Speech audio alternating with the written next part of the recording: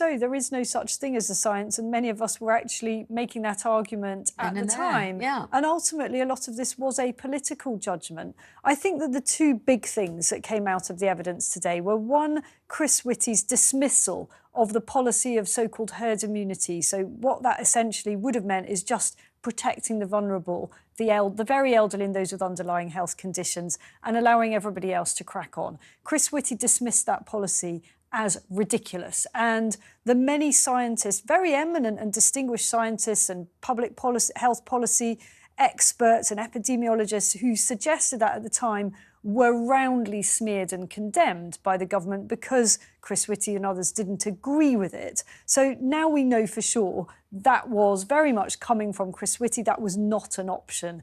They would still argue absolutely that it wasn't ridiculous, and the price that was paid by lockdown